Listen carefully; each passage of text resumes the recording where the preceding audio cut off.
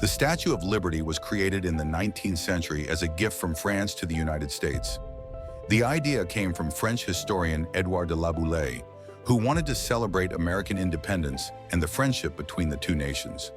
French sculptor Frédéric Auguste Bartholdi designed the statue, while engineer Gustave Eiffel created its internal metal framework.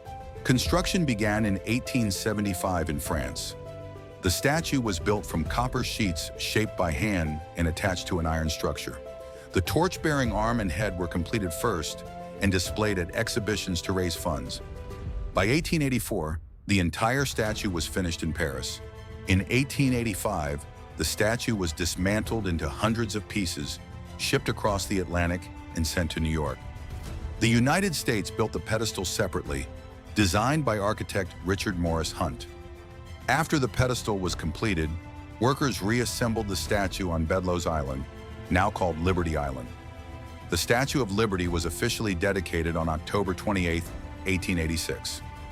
It quickly became a symbol of freedom and hope, especially for millions of immigrants arriving in America through nearby Ellis Island. Over time, the statue has undergone several restorations, including a major renovation for its 100th anniversary in 1986. Today, more than 130 years after its completion, the Statue of Liberty remains one of the most famous landmarks in the world, a symbol of liberty, democracy, and the American spirit.